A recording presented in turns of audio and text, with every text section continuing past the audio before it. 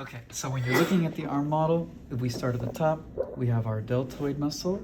This deltoid muscle, if we remove it, we can see these muscles around the scapula better. We have supraspinatus, infraspinatus, teres major, teres minor, teres major.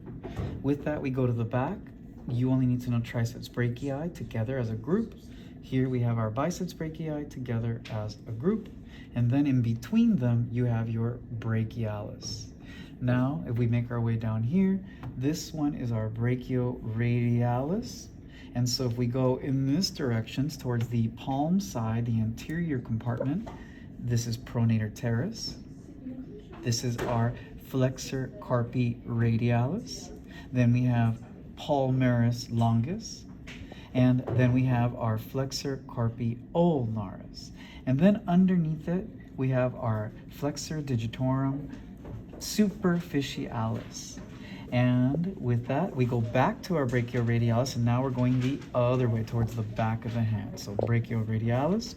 Then we have our extensor carpi radialis longus, our extensor carpi radialis brevis, our extensor digitorum, and this little tiny one right in between is your extensor digiti minimi, and then the one that's left over on this side, you don't need this one. This is your extensor carpi ulnaris on the ulna side, which is typically on the pinky side, which it is on the pinky side, not typically. And now, if we go to deeper muscles, right, we take off some of these, we can see here from our slides, just to make sure that we get those numbers right. Number 27 sitting at the very top is our flexor digitorum profundus. This is going to be our flexor pollicis longus underneath, so these two here. And if we keep going in the order of our notes, we did those already. And now, if you look at the thumb side, these muscles will lead to the thumb, so they're named after that pollicis, named after the pollex.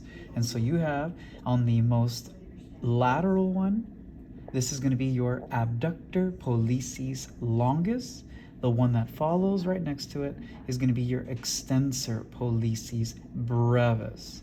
And then if you remove this other bit, you will see that if you follow those same two up, right here, there's this large muscle called the supinator. So typically supinator, and then our abductor pollicis longus and extensor pollicis brevis.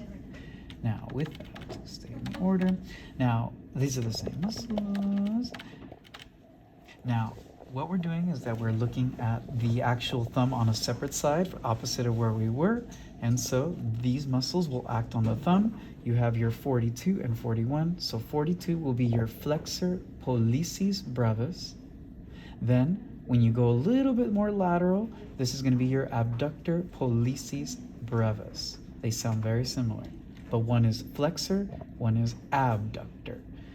Next, we have our flexor digiti minimi, and then we have our abductor digiti minimi on this side. As we keep going, we have our lumbricals that are going to be in between, but I've asked you guys not to worry about that one on your list. And then we have this segment in between the thumb and the first digit. This is going to be our adductor pollicis with a DD, not a BD, a DD, adductor pollicis. Oh, and that's it.